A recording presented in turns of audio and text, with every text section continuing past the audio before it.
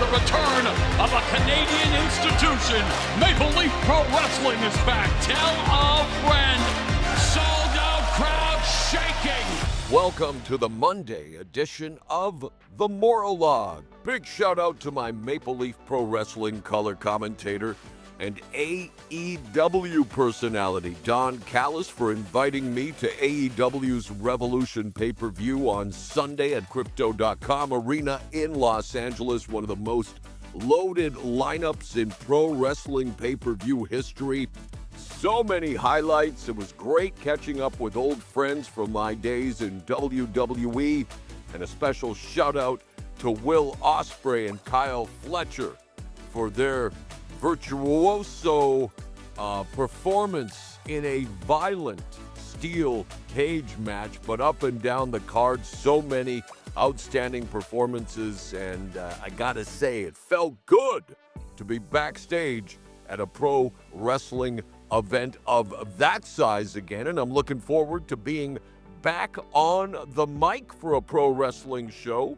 In fact, not just one, but back-to-back shows this weekend, Friday and Saturday at St. Clair College in Windsor, Ontario, as Maple Leaf Pro Wrestling presents 2 nights of mayhem live on Triller TV. The first night culminates with a NWA World Championship match between the current Kingpin, Tom Latimer, defending against the artist formerly known as Baron Corbin in WWE, now known as Bishop Dyer.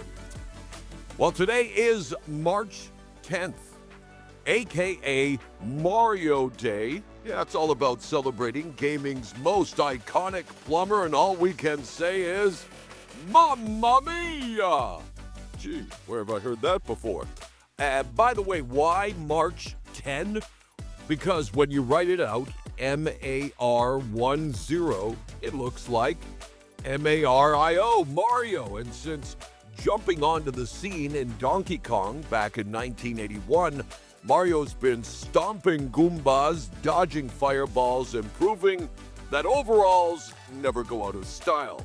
With over 200 games, countless rescues of Princess Peach, and more kart races than we can count, he is a true legend. So whether you're speedrunning Super Mario Brothers, throwing shells in Mario Kart, or just humming that classic theme song, today is the day to power up, grab some legal mushrooms, and celebrate the mustachioed hero who made gaming history. Let's go! From one record-breaking icon to another, Nikola Jokic just rewrote the basketball history books again.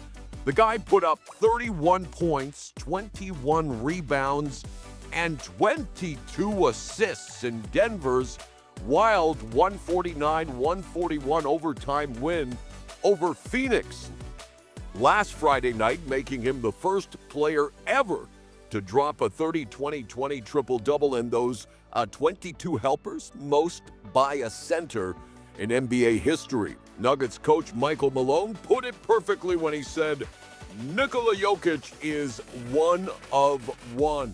Yeah, at this rate, they might need to build a whole new Hall of Fame just for him. Well, history isn't just made on the court, it's also shaped by the legends who paved the way before us.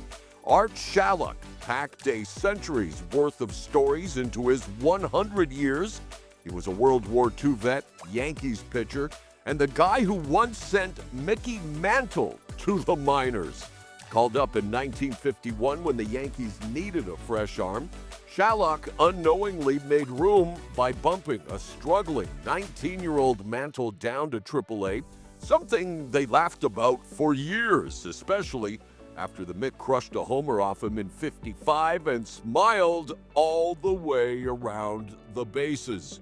Along the way, Shallock roomed with Yogi Berra, who had a scouting report for every hitter stored in his head. He picked up 2 World Series rings and played through baseball's golden era. And even at a century old, he was still cracking jokes and hitting the golf course. With his passing, the title of baseball's oldest living former ALNL player now belongs to 100-year-old Bill Greason, but Shylock's legacy as a war hero, a ball player, and a storyteller will never age. Storytelling, whether on the field or on the big screen, has the power to shape culture. And that's why the entertainment industry is finally turning its focus toward mental health. At the Millennial Social Work Conference at Clark Atlanta University, social workers from across the United States gathered to discuss the urgent need for mental health awareness on film and TV sets. Experts emphasized the importance of having trained professionals on site, not just to recognize warning signs, but to provide real, actionable support. As Candace Washington put it, it's about asking the right questions and following through. With work underway to expand mental health resources across the industry, productions may soon be prioritizing well-being as much as they do the final cut. Well, one actor who has been quietly making a difference behind the scenes is Michael Sheen. He isn't just stealing scenes on screen, he's changing lives off screen too.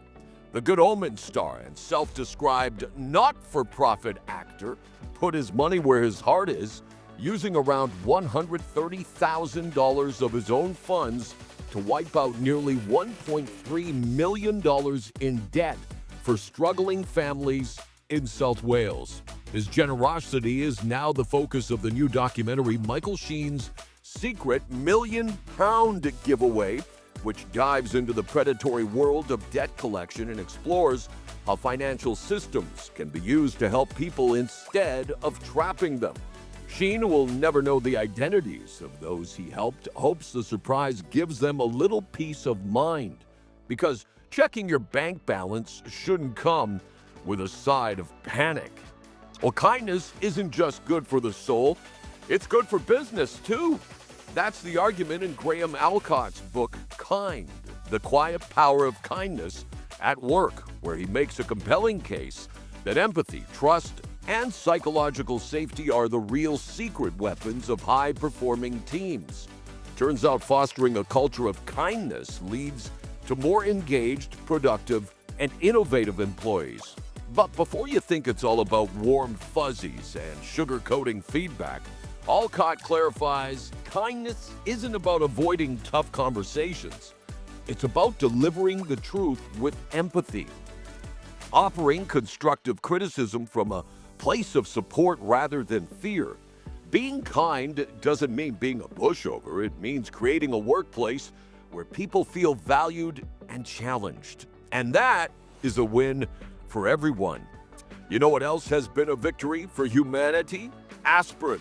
The Bayer Company first introduced the game-changing painkiller on this day, March 10, 1899, and it's been a staple in households worldwide ever since. Of course, scientists were disappointed when the drug failed to eliminate the phrase, "Not tonight, I have a headache." I've been giving my brother Romulo, who is a cop, headaches due to my police-related puns. He begged me to stop, so I told him, okay, I'll give it a rest. And finally, let's wrap things up with some more ovation from Dale Carnegie, the guy who built an empire teaching people how to stop worrying and start living. He once said, remember, today is the tomorrow you worried about yesterday. And he's got a point. How many of yesterday's anxieties actually came true? Probably not as many as you thought.